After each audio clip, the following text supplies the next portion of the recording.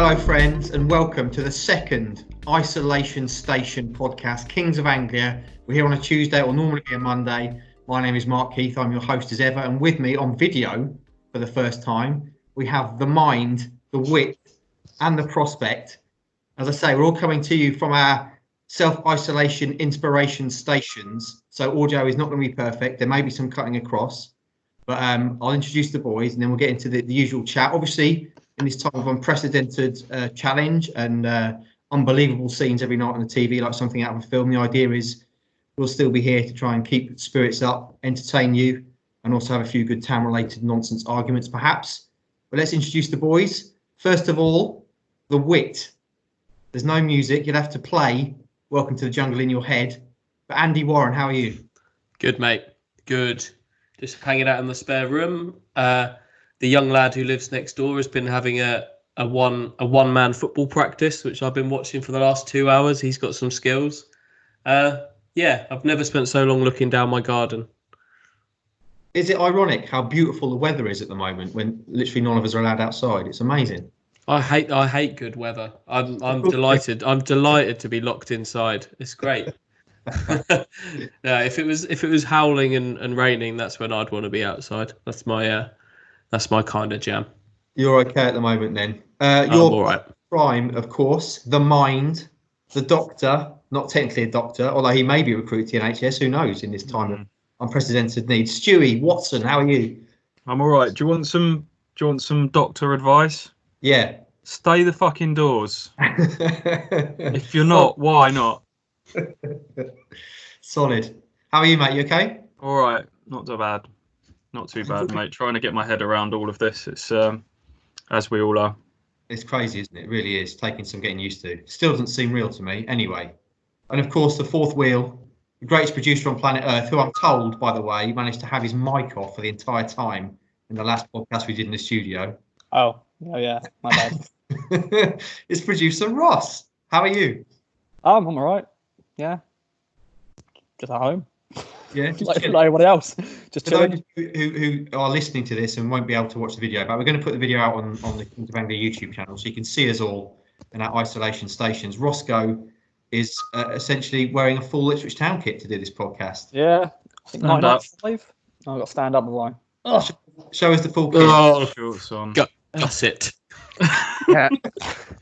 My It's knees. on full student mode. Yeah.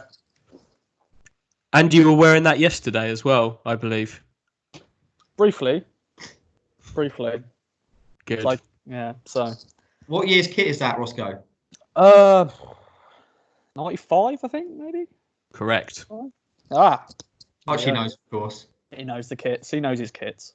Made iconic by Mickey Stockwell. If the old Twitter thing, who do you instantly think of when you see this shirt? Ross is wearing the red away shirt from 94, 95, and for me that's Mickey Stockwell. Yeah. Can you see in my self-isolation inspiration station, I've got the A Drizzy shirt behind me. Yes.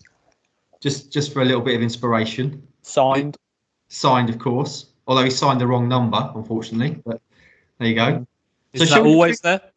Obviously, it's always there, mate. This is technically my dining room, but I like to look at it while I'm eating as well. So, absolutely.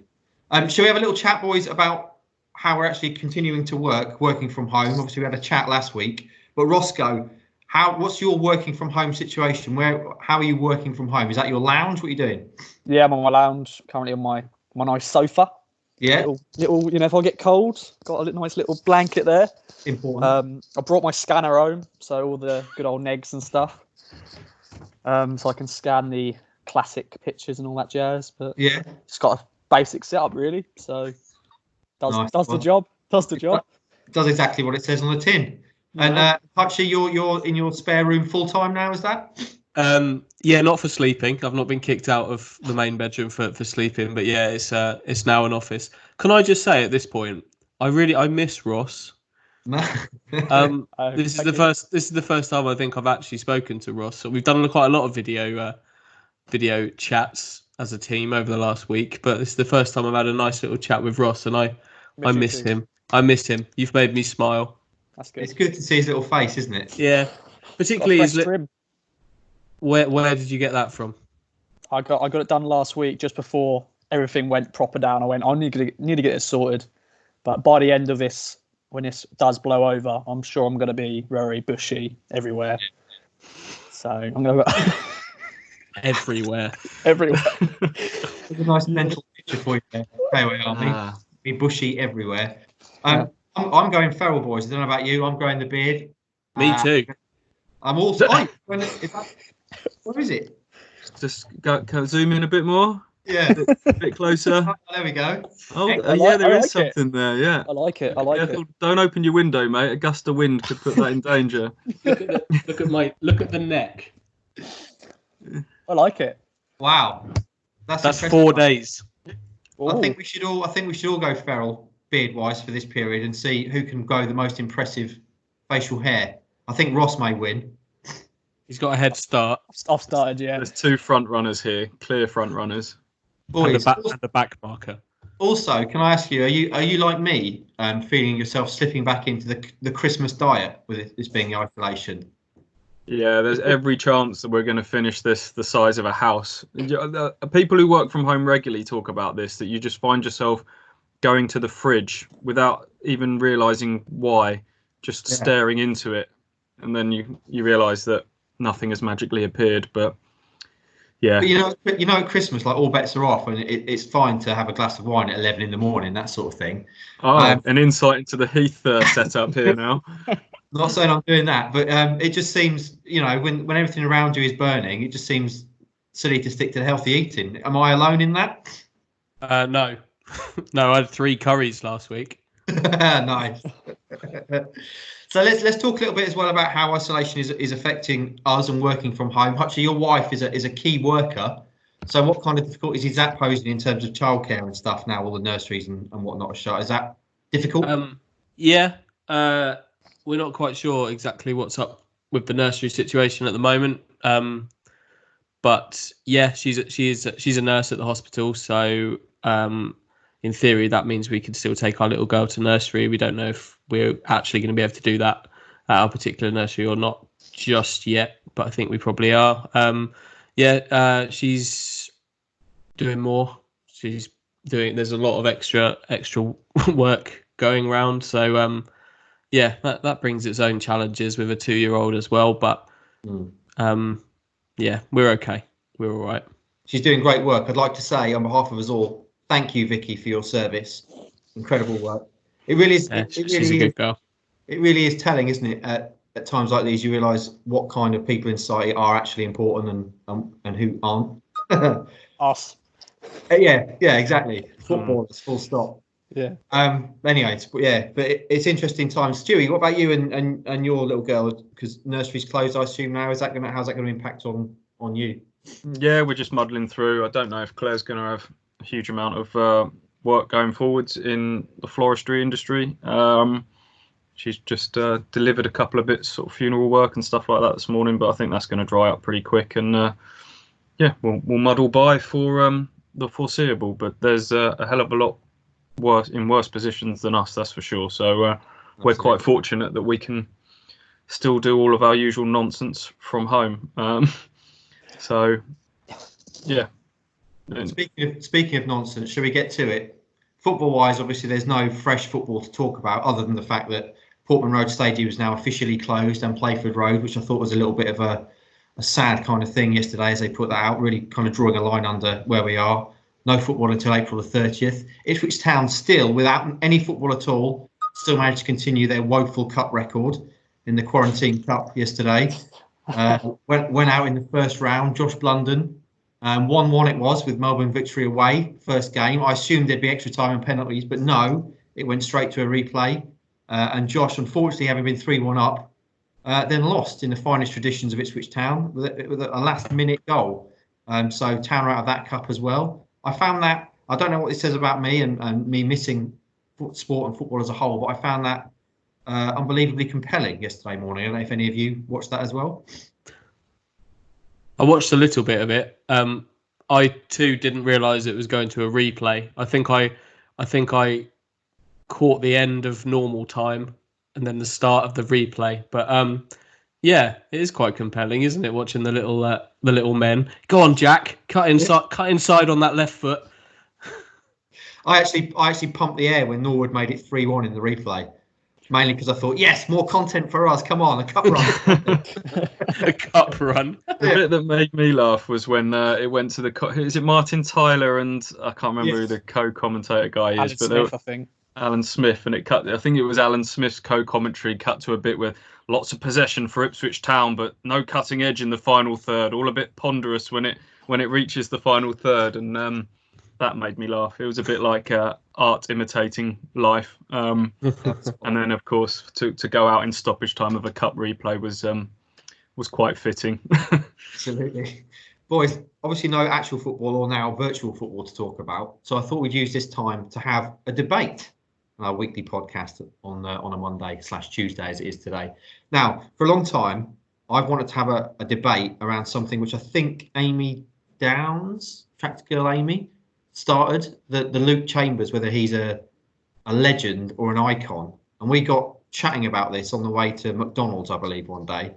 And it kicked off quite a good argument/debate, which I thought would be good to have now, if we can replicate that. So, Luke a mass Chambers, debate, if you were. Yeah. Thanks, David Brent. Yeah. So we are working from home.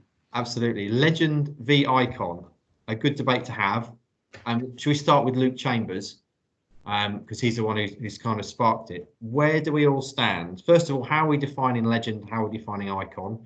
There are obviously other things that come into play as well. Cult hero, fans' favourite, that sort of thing. So Luke Chambers, Andrew Hutchie Warren, is he a town legend, an icon, or other? Luke Chambers is an Ipswich Town icon. I'm afraid legends beyond him. Certainly at the moment, there just hasn't been the success on the pitch for him to be in the legendary category. In fact, it's been the opposite, hasn't it, in terms of recent years? But if you think of Ipswich Town in the 2010s, Luke Chambers is an iconic player of that period. He hasn't had the success, but he is iconic for a period, and for a certain group of Ipswich fans of a certain age, he's been there throughout. So I would say he is an icon. And how are we differentiating between legend and icon? How would you sum that up, Hutchie? I would say to be a legend, if you were telling the story of Ipswich Town, a legend is somebody that you simply could not tell that story without. And I would say that you could probably tell the story of Ipswich Town without mentioning Luke Chambers at all, with the greatest of respect. But that's more on the history of what's gone before with Ipswich. You'd mentioned the period in which he played, but in terms of Luke Chambers, you can tell the story of Ipswich Town without him. Okay. Roscoe, what are you saying? Luke Chambers, legend or icon, or other? I agree with Hutchie. I think definitely icon for this era. Unfortunately, hasn't had any success, and of course, he was the captain that saw us get relegated to League One. So, not a great sort of memory there. But I think for his fist pumps, I think that's a massive thing. I think for being an icon, for bringing that to the club. Like, as I said, when I was a fan, still am a fan, but when I was in these stands and stuff, that was what I used to look forward to after a win. Go ooh, and then way. So that's what I used to like. So I think definitely an icon, but definitely not a legend. Okay. Stewie, you going to make it full house of agreement?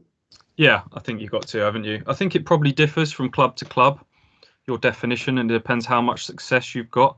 I think if you're having this conversation with Norwich City fans, their legends might be a little bit different to Ipswich Town's legends, shall we say. So Ipswich Town's success of the 90s and early noughties, other clubs, they would become the legendary players, wouldn't they? But because of what happened before Ipswich Town, we're now sort of debating whether, I'm sure we'll get onto this in a minute, but what about the players of the 90s and noughties, the people like your Stuarts and Dyers and people like that wouldn't necessarily become legends, because the legends at Ipswich Town are Mills and Walk and Burley, people like that, aren't they? So, it probably depends from club to club. What else can you put in there? Fans' favourite? Cult hero, certainly. Cult hero. I thought the best way of doing it would be for me to chuck some names out and then we have a little chat about them. Because as you say, the legends are fairly obvious. You know, the Beaties, the Walks, that kind of iconic. I say iconic, but the legendary players in town's history are fairly obvious. Ted Phillips, Ray Crawford, those sort of things, those kind of names. But how about, for example, Roger Osborne? Hutchie, what are you saying, Roger Osborne, legend? He did a legendary thing. He scored the winning goal for Town in FA Cup final. But is that alone enough? Yeah, I think it is. I'm going by the logic of my little theory of not being able to write the story of Ipswich Town without people, and you certainly can't write the story of Ipswich Town without Roger Osborne and his goal at Wembley. He's a legend. Okay, George Burley, Stewie. Absolutely, bona fide. You know, player and manager. He'd be up there in the top three, probably. Top five, certainly. Without sort of writing down the list, got to be. Okay. How about this one, Roscoe? This one's for you. Matt Holland. I think icon. I think as well. I think definitely legend, but I don't know. It's in between. I think because he had success winning, in the playoffs and he captained the side in the Premier League. But it's sort of like we got promoted, but we didn't win a big cup. If you know what I mean. I'm sort of in between. I think I would call him a legend, but I think maybe icon is more maybe suited for him. Maybe. Actually, you're nodding along. What are you saying? I'd move him into legend. Yeah, I think. Yeah, he above all of the others. There was some brilliant players in those George Burley teams, but he was there for all of it. He was there for the playoff losses. He lifted a trophy at Wembley. Only 2 Ipswich Town captains have ever lifted a trophy at Wembley, and he's one of them. And then he captained the club to 5th in the Premier League and into Europe.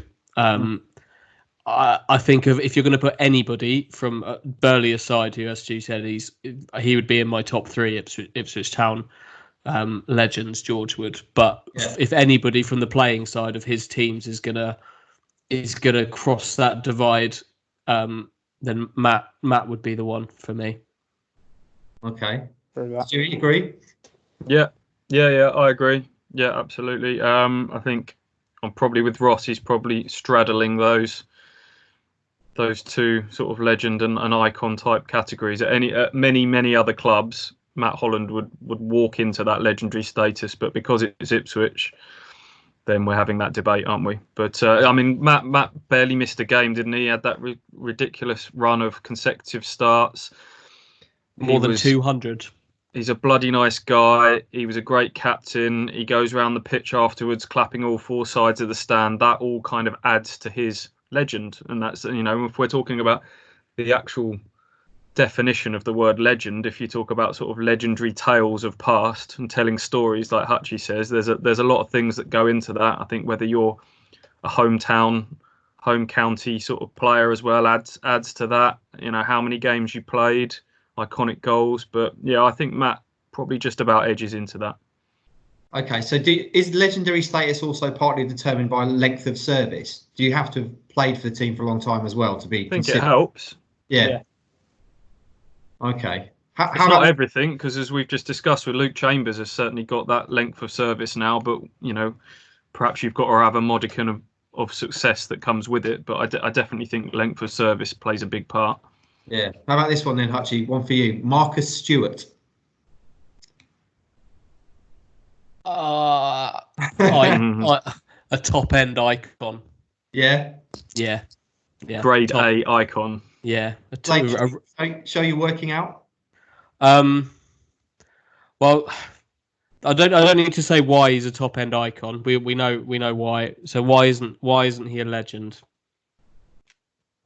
I don't know the answer to that question. It's just length of service. What was he there? 2.5 years. Yeah. He scored some really important goals. The 2 goals at Bolton in the first leg of the playoffs. Ipswich wouldn't have made the Premier League without those. He gave them an unassailable lead, really, at Wembley. And then he scored 19 in the Premier League the year the year following that. Probably length of service. Yeah, probably that's what probably just about sees him dip out of that.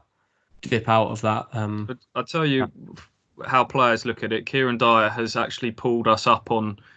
I think at times he's been described as a legend and stuff, and he's actually said, "Don't call me a legend. I wasn't at the club long enough to be a legend of Ipswich Town." Yeah, he's right. So, yeah. That's sometimes players themselves aren't comfortable with it as well. So, Kieran obviously has the Ipswich boy thing, the fact that he was a really good player, went on to play loads of times for England, had an amazing career afterwards. Raised the club a lot of important money, which probably started what followed as well. So you can have an argument around someone like that as well, but I'm not sure he quite. How long was Kieran there before he was sold? Two and a bit seasons. Yeah. Yeah. So is he saying he's an icon? I think so. Yeah. Because I think with Kieran, really his real best football came away from Ipswich. He was still on the way up. He was a really fun player to watch. He really was, but he didn't get it. He was only there 2 years. Wasn't part of the team that ultimately got promoted, and he really went up a level after he left. So I think, as he would admit himself by the sounds of things, icon. Is he a hometown hero? Can we throw that one out there? He's certainly one of those. Yeah. Yeah. What's the tiering then? Obviously, Legends top, icon. Then what? Cult hero? Or is that lower than fans' favourite? Cult hero, I'm not sure about, because I think sometimes that can be damning with faint praise. I think that there's different types of cult hero. Cult hero, usually, for being a cult hero, is a kind of, as you say, a suggestion you're maybe not that good, but the fans like you because you put in a lot of effort, that kind of thing. That's one half of it. There's like Stu said, there's two halves to cult hero. Martin Royce is a cult hero. Yeah. Pablo Caniago's a cult hero, and they were really good players for Ipswich Town. But then there's Larson Toure. Yeah. And I don't need to say any more about that. That's interesting though. Royce, you say Royce and Caniago, so they're cult heroes, but how close are they to that icon kind of level? I think they're in both categories. Yeah. Yeah. I would happily call them both. I think cult hero is a floating vessel that you can be aboard, as well as being anchored to other areas. I think it's a moving organism. I like it. Where does fans' favourite sit amongst all of this? That is kind of cult hero, isn't it? Fans' favourite? No. Larson Toure was never a fan's favourite. But being in the favour of the fans is necessary to be a cult hero, isn't it? You can't be a cult hero without the fans favouring you. Yeah, but I would say someone like Luke Varney, who I would say was a fan's favourite during his time at Ipswich. Yeah. But I wouldn't say he's a cult hero because, but there are players like that come in that people just, for whatever reason, really take to them because they run around a lot. They show, it's as much about how they hold themselves off the pitch as well. The effort that they show on the pitch. They might not necessarily be the best player, but they give it their all. And that sometimes is enough to make you a fan's favourite, I think. Okay, cool. Any other names you want to throw out there in terms of this debate? Maybe people are on the fringes. I'll tell you what takes you beyond fans' favourite into cult hero status. You have to have a thing. Yeah. So, Chef Kikuchi, fans' favourite, hard-working, scored some good goals, wasn't particularly good. But as Ross, if you were watching on video, you'll just see it was the goal celebration that takes you beyond where you actually are into cult hero status. Martin Royce, fans' favourite, definitely because of his playing ability, but the fact he was Mr. Super Sub, scored some goals like that's his thing. That's his cult hero thing. Yeah, and that's how I'd argue that one. Daryl Murphy. That's what I was going to throw that out there. Yeah, he's an interesting one, isn't he? Where does he sit? Came back 3 times. Scored all 27 goals in that playoff season. Fans' favourite. Yeah. Yeah, he's not an icon, is he? I wouldn't say he's an icon. think fans' favourite in terms of, I think a lot of people had his number and name on the back of their shirt, during them 2 good seasons he had. So I think fans' favourite would be a good place for him to be. Yeah. Is he kind of losing out there on lack of team achievement?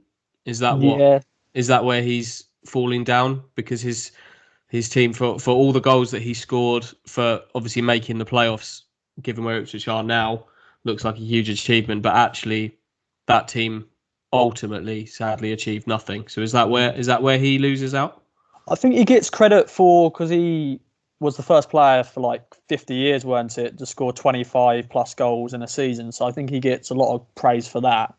So that's what makes him, in a way, a cult figure maybe as well, because some of his goals he scored, but it's just he misses out on something, the icon and stuff, because of not really achieving anything and losing out in the playoffs. So it's a difficult one with him really, because he did score 6-7 goals I think altogether. So not a bad score on record. I think you're right. I think team success has to play a big part, doesn't it, in icon/legend. Obviously, to be a legend, you have to do legendary things, both individually and as a team. And I think icon as well, you have to have a certain level of success. How about someone like Jason Dezell? Hometown hero. Yeah. Yeah. Edging towards icon. Actually, no, I think Jason's an icon, isn't he? Of course. Yeah. But again, he's both. He's both of those things. Yeah, scored a lot of goals in a team that had success. He's from Ipswich. His debut. He's a proper Ipswich fan. His thing was bursting on the scene at the age of 16 and scoring. The fact that his son now plays for the club sort of adds to his thing. His brother running on the pitch and putting the hat on him after the goal and stuff. Yeah, he's got to be an icon, 100%. Nice one. Good chat, boys. Let's move on. Let us know, KOA Army, what you make of all that. Legend versus icon versus cult hero versus fan favourite. What titles would you give people who are good examples of each of them? Let us know. Hit us on the Twitter, Kings of Anglia Twitter. That was my wife just closing the door. She's obviously making her lunch. Liz, by the way, has drawn us up a guide to working from home, which I'm going to drop at some point. Their little town theme. She heard Hutchie's plea when she was out running. Obviously, she's a member of the Kings of Anglia Army herself, so I'll put that out at some point. Boys, let's move on. Should we normally at this point we'd have a Mark's big question, and there'd be a little sting for Roscoe to play in the studio. But Hutchie, do you want to do a live version? I can do, or I can add it in post edit. What do you want? I want a live version, I've got to say. Okay. Before we do that, can I be a right nerd? Can you close your emails down? I think it's probably you, Mark, because you get the most emails. Because I'm the most important. Yeah, they're going ding. Is that showing up for everyone else? Yeah. Apologies. That's again part of being at home in self-isolation inspiration station. As I said, they're now turned off. Let's do a Mark's big question. Does someone want to do the Jaws theme tune in the background, and then I'll do the vocal?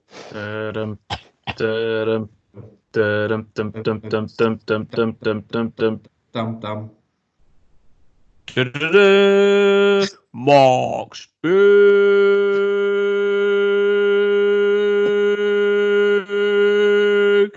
question. That was outstanding. I very much enjoyed that. Good. That means less editing work to do afterwards as well. Yeah. There you go. Do the strike like that as well. Roscoe, pick a number between. Don't pick your usual number as well. Pick a number between 1 and 27. 27. 27. Okay, this is actually a good question for the times that we're living in now. The thing that you used to do in your family that you only found out was weird when you left home. So, for example, for my formative years, whenever we had a curry at home, my mother would serve it with sliced bananas. What? Yeah. Okay. I thought this was totally reasonable behaviour until I left home and started having curries at kind of uni and all that sort of stuff. Never was a sliced banana to be found. I don't know what to say to that. I can't speak. Let me explain the reasoning behind that. So before I was born, my parents lived in the Yemen. I think we spoke about it before. I was actually conceived in the Yemen, and they flew home because they didn't want me to be born in Yemen, which I'm doubly grateful for now. You know, life with a Yemeni passport now could be quite difficult, I'd imagine. So anyway, apparently that was something they used to do out there. They have the sliced bananas when they were eating spicy food, I guess because of the cool and sweetness of it. So yeah, that's a good example from my life. Sliced bananas with curry, apparently weird. What about you boys? Have you got anything like that you can share? Or have you lived entirely normal lives with your families? That's so weird. I don't know what to say. Are you ever tempted to reprise that? I do sometimes, yeah. Why not? I tell you, it works, man. You've got the coolness, obviously, of the banana, plus you've got the kind of sweetness of it. It works quite well. Okay. There. Are you on the food front? I put vinegar on Brussels sprouts. That's something that my family introduced to me, which no one else seems to find acceptable. But it's good. Vinegar on Brussels sprouts. What, when you have them like with a roast, you put vinegar? Yeah, anytime, yeah. That sounds odd, but admittedly not as odd as banana with curry. Roscoe, what about you? I'm pretty simple, really. What about the question? I don't really know. I don't think I've changed any habits from when I was at home, so I don't know. You must have. Come on, you must have done. Possibly. I don't know. Hutchie, can you save us here? Have you got something? It's probably food related again. Yeah. Basically, for my entire life, up until I kind of started doing my own cooking and then moved to uni and stuff, which I was cooking before, obviously, but a very, very standard breakfast, pretty much every day, like my dad probably still does. A bowl of cornflakes, 2 pieces of toast, and that is breakfast, and that's all breakfast is. Get it done. Keep it traditional. Yeah. That's all I've got for you. What's your breakfast of choice now? Very fluid situation on the old breakfast. Changes every day, which is great. But boys, of course, given what's going on in the world on the food front, how are we all doing for the old the vital toilet roll? Are we approaching critical mass yet? Are we okay? We're all right. I think we took. Was this on a podcast or just a video chat from the old milkman? Yeah, the milkman's kept us going. We're all right. I'm recording something. Oh. Hi. Claire? All right. Hi, Claire. Say hello. Hi, Claire. She's gone. Oh, she's gone. Somebody will make an appearance on this podcast at some point. I hope so. We could do a Queens of Anglia version where we just get all the wives to do it. Yeah. I mean, Vicky would be bang up for it, I reckon. She's just downstairs now. Jessica's asleep, which I've, as an absolute wizard move, managed to get her down for a daytime nap, which never ever happens. She's sleeping in her own bed. I'm the baby whisperer. But so Vicky's just downstairs. I could go get her if you want. KOA Wags edition, where they can just call us out on all of our deficiencies as human beings. For that. I'm looking forward to hearing from Sasha. Oh god, I'm really bad. Boys, before we move on to the strike, one more question. I've been tagged in this a couple of times on Twitter, particularly I think the first guy to do it was the Pin, friend of the show. The Pin. Number 3. Who? I don't know. Okay, he was definitely one of the first 5.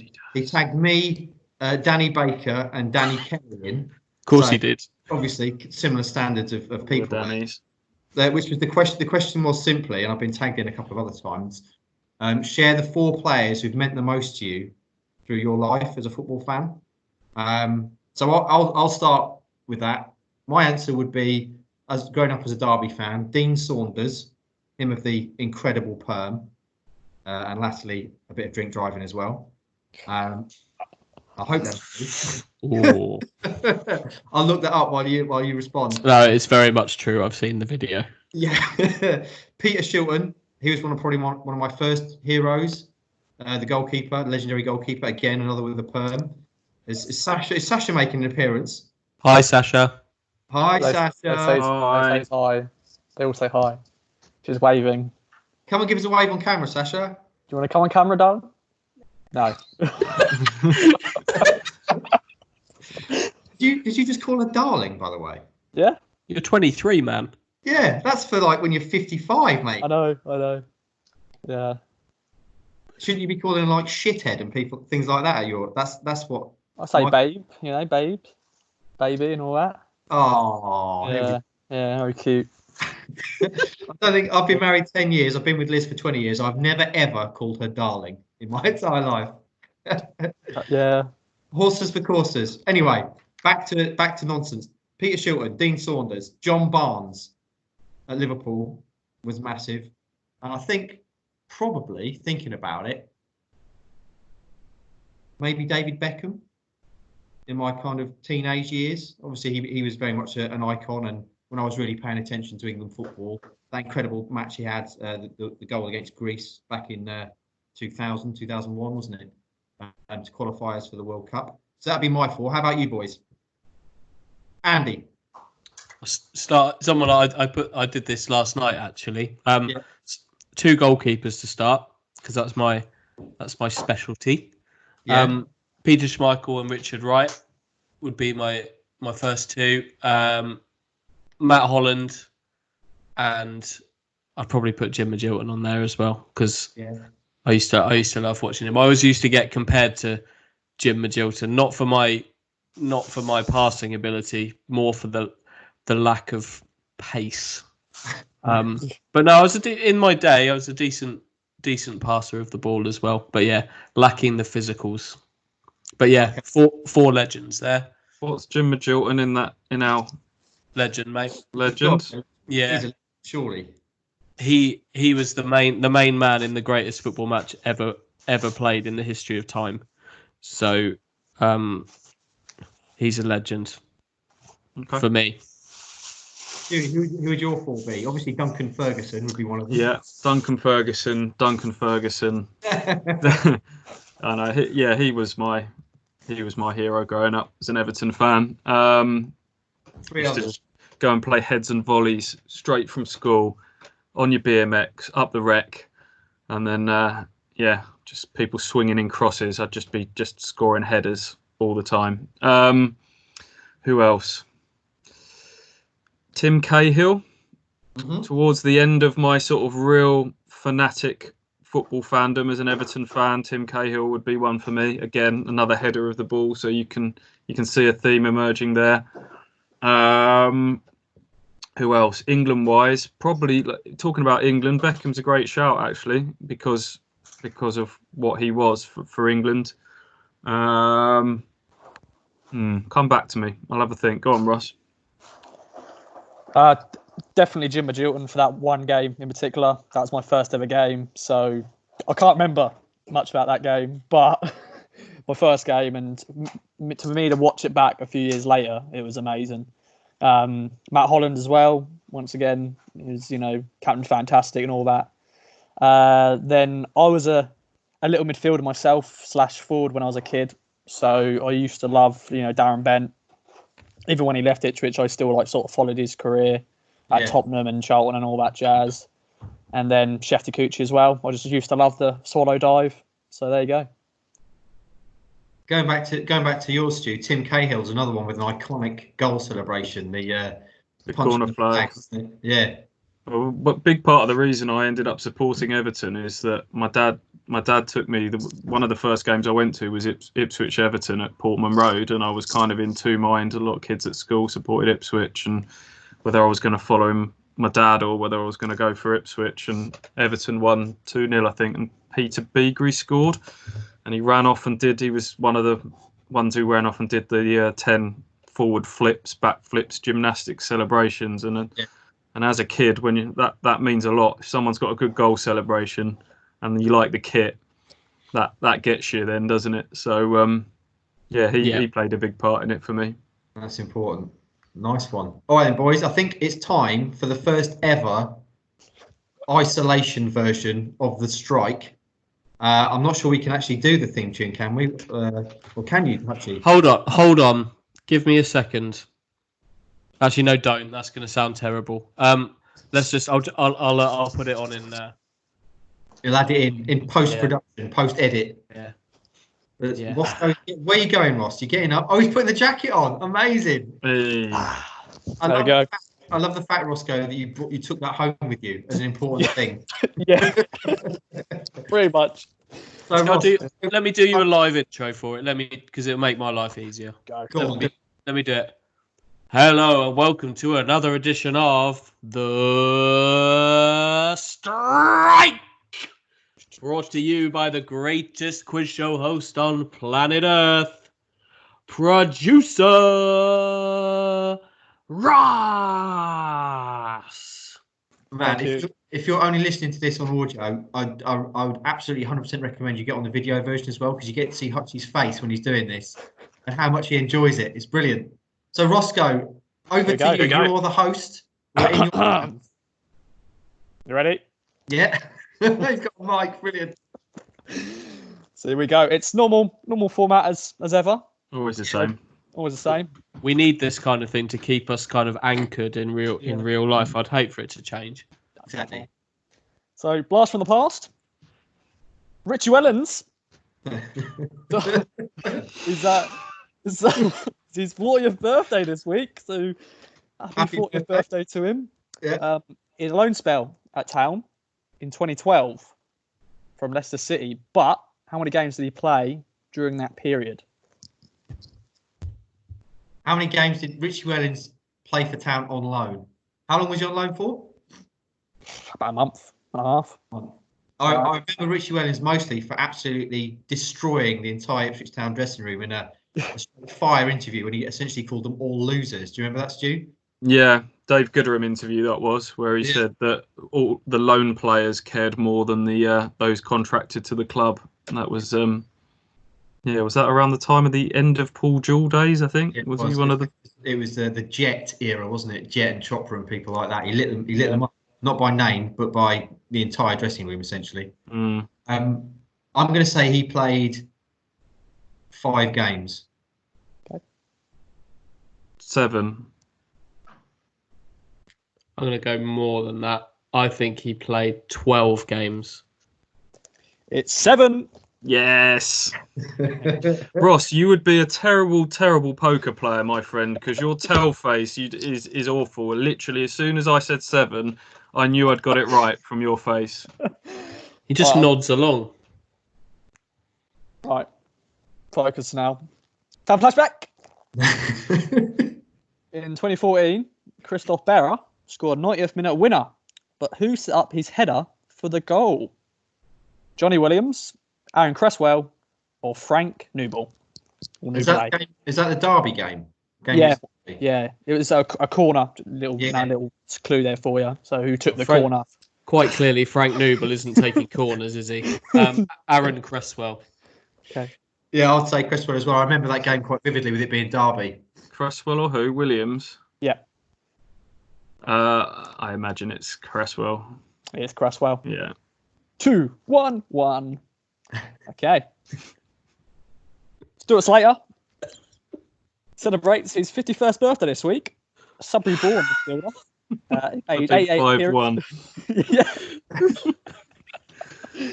He made 88 appearances for Town, scoring 4 goals for the Blues during his 3-year spell. But which club did he join Town from in 1993? Celtic, West Ham, or Newcastle? Hutchie knows. Hutchie knows. I think I know. He played for Celtic and West Ham, didn't he? Yes. I've got that in my head, but where he came, that is the question. I'll say West Ham. I was going to say West Ham, but I'll say Celtic. Okay. I think it's Celtic. Celtic is right. Yes. 2-2-2. Oh, here we go. Ooh, this is tense. Game on. Numbers game. Martin Reusser scored in his debut as Town beat Fulham 1-0 at Portland Road in 2000, which is tomorrow. But how many goals did he score during his time at the Blues? He made 114 appearances for Town. Is this the last question, Roscoe? No, it's 2 more after this. Oh, there's one more for numbers game, and there is a tiebreaker, which hopefully we can do, because I think it'll be a good one to do. Okay. Martin Reusser for Town. I reckon he scored 25 goals. Okay. I had 21 in my mind, so I'll say that. 19. Hutchie is dead on. 19. Ah, 3-2. 3-2-2. I mean, I did know that, but I have also written 1,000 words about Martin Reusser already today. Yeah. Them's the breaks. That's the luck of the draw. Pretty much. Now, another legend of Ipswich Town up next. Patrick Kisnobo. Oh, that's brilliant. Is that how you say it? No? Oh, Kisnobo? Kisnobo. Kisnobo? There's quite clearly an R in there. Oh. How'd you say it? Kisnobo. Kisnobo. Kisnorbo. Oh, Norbo. Oh. Yeah, he turns 39 today. Any happy returns, Pat? Yeah. Good day, mate. Yeah. Yeah, how many games did he play during his time at Town? Yeah, of course, was on loan from Leeds in 2013. But yeah, how many games did he play? Can I just say before I 5. answer this that in these uncertain, terrifying, worrying, unprecedented times, it's kind of comforting that Ross's mispronunciation of ex-Town players' names continues in the same way as ever. Patrick. We'll have a team soon, won't we? We need to put a team together. Yeah. We've got a goalie, yeah. We've got Sergi Bolcher, we've got Patrick Kisnobo, Paul Marnier, obviously. He's the captain. I think Patrick Kisnobo played 6 games for Town. Okay. 5. I think one of us is going to be right. I'm going to go 4. I don't think it's me that's right, but I thought I'd try. It is 4. Is it? It is 4. Oh, I thought it was 6. 4 games. There you go. If you looked on Instagram, I put it out on Instagram today, so little clue there. Next week then. So yeah, Hutchie's won, but there is a tiebreaker just for the bants if you want it. Let's do it. So, as it was Mother's Day on Sunday, Yeah. what is my mum's name? Oh, I should know this. Is it? I've got 3 options. Oh, the Is options. it, yeah. Is it Lisa, Yeah. Liz, Yeah. or Leanne? I think I would. Leanne. I'm getting in there first. I can't imagine that your mum would be called Liz, and you would never have mentioned it to me that your mum shares the same name as my wife. So I'm counting out Liz.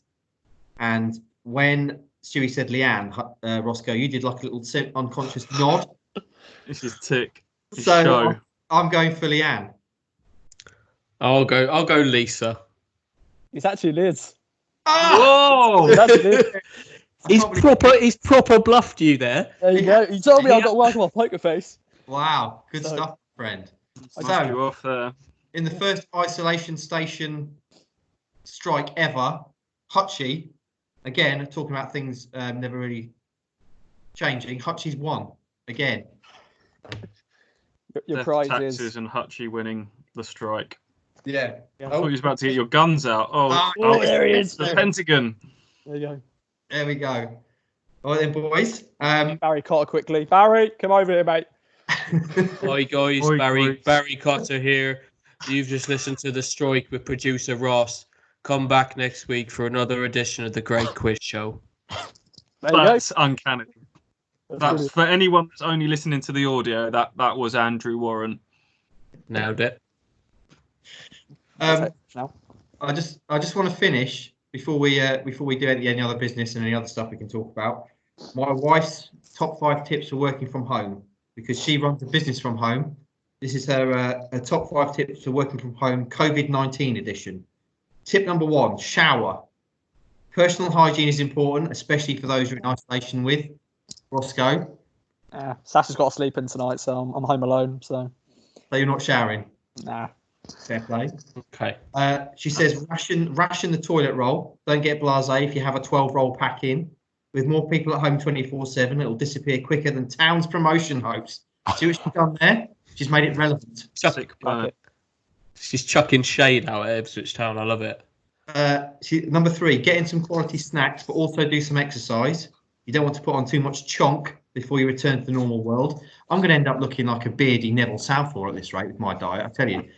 Do you think though, because now everyone's allowed out once a day, like to do exercise, do you think people that never did exercise before now might in fact do more? So I think everybody might meet in the middle. Like the people that were naturally fit are going to pile it on. Those that maybe weren't so naturally fit might actually do more exercise. Because it's literally your only That's chance it. to get outside, yeah. So it could be the great equaliser. Have you started running, Hutch? Are you out doing runs? Absolutely not. No, we've been out. We go out on our bikes for a little ride as a family once a day. Nice. Which is what I'm going to do after this, actually. Roscoe, have you hooked up the gym you were talking about? Yeah, gym's getting there. I'll be going on my exercise bike to work out my legs. Yeah, you're So lovely. I do. I live in Kesgrove now, so I've been doing a bit of walking and did a bit of running the other day around Kesgrove, so not too bad. We should maybe do a weigh-in when we get back, so who's put the most weight on.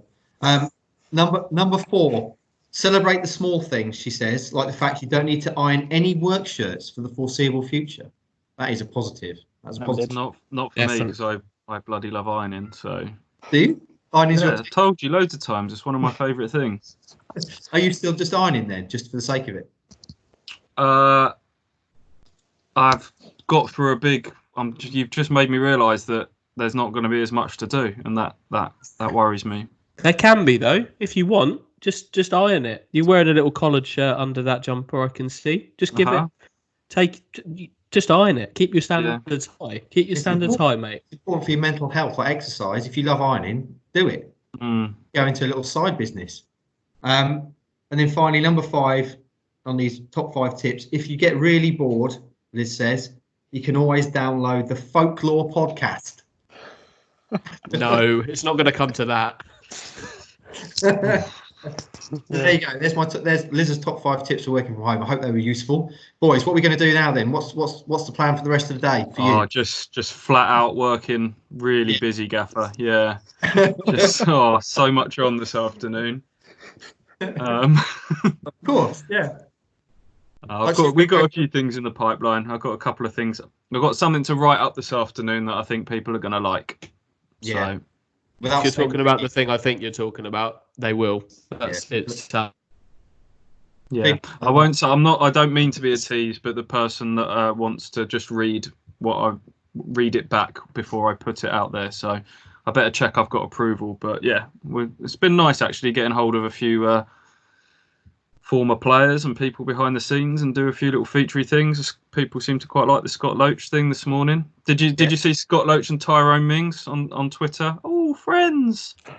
Football friends. Are you reconnecting people? Is that what you're doing? You're just bringing people back together in troubled times. Ipswich Town blind date. I saw Darren Curry got onto you as well, Stewie. Yep. Ruby Curry. Yeah. Barnet manager. Bananas, obviously.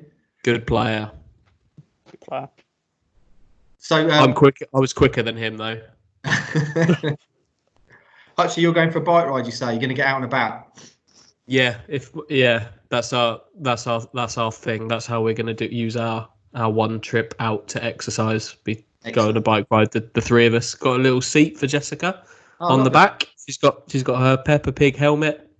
I took her out on Saturday, just the 2 of us on the back of the bike, and halfway round, I didn't notice until we got home, but a bird did a poo on her helmet halfway round. Poor girl.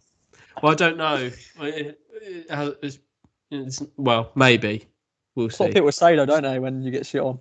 I think it's absolute. I think it's nonsense. Yeah. Oh, talking of shit, we've got to tell before we go, Stewie. John Walters with a legendary story that we put online yesterday. Someone taking a dump outside his house. Well, he claims that he looked out of his window and saw a jogger mid poo just outside of his house, just in front of the gates of his house. Now I picture John Walters living in quite a nice little pad, but yeah, I don't know. It must be quite rural. But yeah, so he claims that the guy was obviously desperate to ration his toilet roll. So I thought, not gonna do a poo in my own toilet at home. I'll just do one on the street and run off.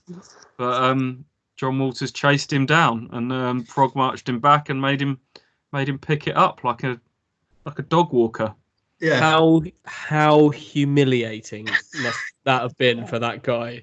Like he deserved it. Don't get me wrong, but like, is there anything more humiliating than being marched back by a former Premier League footballer to the site of your own poo? Yeah. To clean it up. Yeah. To share with friends. He claims he's got it on video and that he says if the guy doesn't come back and apologise, he's going to put it online. I would love to see that video. Super. Roscoe, what are you doing for the rest of the day? We'll be scanning more and more pictures because that's what we're going to need nostalgia-wise. So, and I'm also going to do. I'm currently doing a script for the top 5 loan players. Excellent. So if you've got any, because you did that thing on Twitter. Yeah. We're doing a daily stay-at-home question throughout the course of this. We've done cult hero, we've done lone player, we've done who would take the penalty to win £1 million. Who would you pick? So lone player would be a good one, Roscoe. Good stuff. Boys, before we take our leave, any other business? No other business. No other business. No other business. Okay, well, thanks for joining us in this first of our videoed isolation podcast. Stay safe out there. Keep washing your hands. Stay at home. Don't be a knob. And get involved with the Kings of Anglia podcast. We will hopefully keep you entertained throughout this crisis. As I say, stay safe, and we'll speak to you again on Thursday.